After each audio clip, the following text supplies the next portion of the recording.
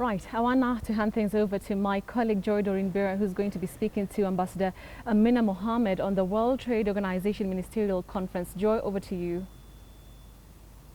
And earlier, when we introduced Ambassador Amina Mohamed, she did mention that the number of issues that are going to be talked about, and among them are trade facilitation and also agriculture, fisheries, continental free trade area, and a number of other issues that she did mention. But she joins us now from our City Center studio.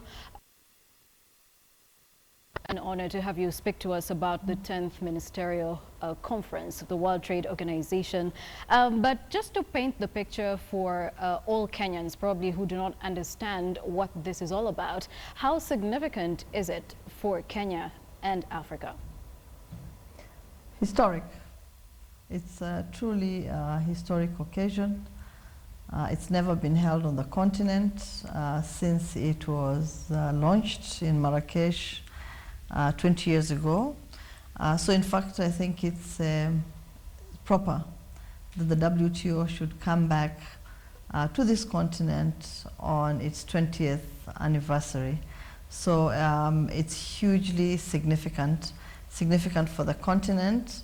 It's also significant for all the members because we can claim as Africa that the time has come when we can take up fully the responsibilities that are before us. Mm-hmm. And it's also a time when we can showcase our continent, a continent that is on the rise, a continent that has been recognized and acknowledged as the continent of the 21st century. So hugely important. Mm-hmm.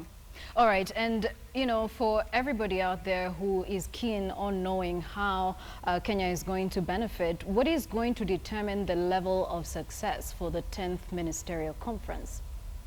Well, the package that forms the outcome of the Ministerial Conference, I think that's what's going to determine how successful we have been, how ready members of the WTO are to take on new commitments or to reaffirm their old commitments. Mm-hmm. And so, you know, we hope that we can have package that is concrete, that is tangible, that's realistic, and that can be delivered in the short term. All right, so we have a number of regimes on the African continent, like the blocs, that is SADC, COMESA, and the East African Community, that at the moment, well, have had a number of successes, but also a number of challenges. And while we are thinking of trading in a balanced way with the rest of the world, these blocs are not really doing so well in terms of intra-Africa trade. How important is this ministerial conference in helping ease trade within Africa? Well, one of the issues that we will be discussing, and hopefully that will form part of the work program for the future, is the issue of RTAs, regional trade agreements. Mm-hmm. As you know, these regional trade agreements must be in compliance with the WTO regime, and it cannot be contradictory. Now, I think for the last 20 years, we have actually done quite well in respect to intra-Africa, intra-regional trade. Mm-hmm. For us in Kenya, for instance, you know, some of our biggest trading partners are the countries in our own sub-region. And that, I think, is a good story. It's a good story to share with the rest of the world. It's also a good story to continue re-emphasizing because I think trade makes much more sense when it is carried out within the nearest geographical area to you. Then it's much more cost-effective, it's cheaper for the traders, it's much more efficient. Mm-hmm. It also encourages investment in infrastructure around the region. You know, so there are a lot of pluses when trade grows within the region. But all our regimes must be compliant with the World Trade Organization regimes. Mm-hmm. And the reason is because the principles that guide trade basically most favored nation treatment and non-discrimination.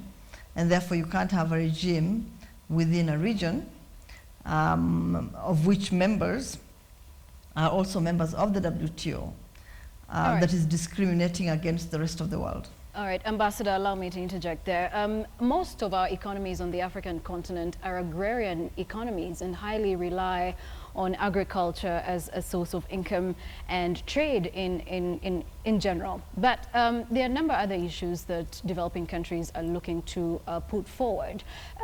For African nations particularly, what do you think are the areas of interest? Well, I think agriculture is clearly important. As you said, we are mostly agrarian. There's a lot of focus and a lot of investment in agriculture. Mm-hmm. If you just took an area like cotton, for instance, right, where many African countries, and specifically 4 African countries, have made a lot of investment.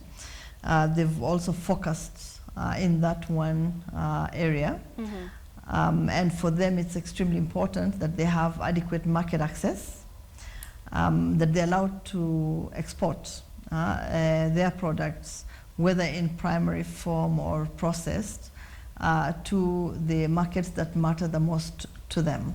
And those are mostly the emerging economies or the developed country markets.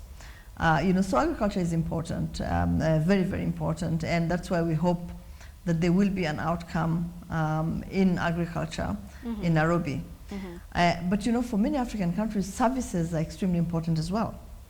You know that we export a lot of professionals out of this country. Yes. So the services trade is very important, Mm-hmm. whether it's education services, and Kenya is actually a hub of that. Health services, also a hub.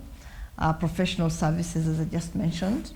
Air services, whichever financial services, whichever sector you look at, services are extremely important for the continent, and Mm-hmm. it's an area of growth Mm-hmm.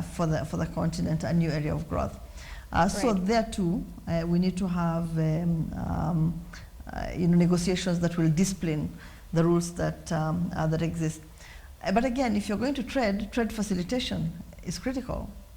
Yes. Our systems must talk to each other.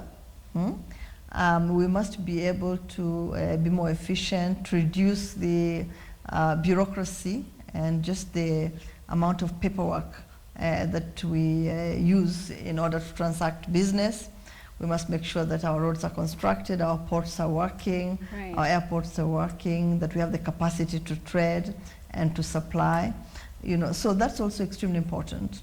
All And we also hope that Nairobi will provide the moment when the trade facilitation agreement actually comes into force. Well, thank you so much, Ambassador Amina Mohammed. We do appreciate the insights given to us regarding the 10th Ministerial Conference.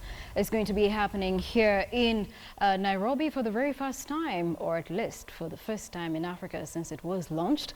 And Kenya is big on services, telecommunications, tourism, finance, accounting, audit, that is besides agriculture. And I guess this is one way for Kenya to take advantage of the opportunities and harness them.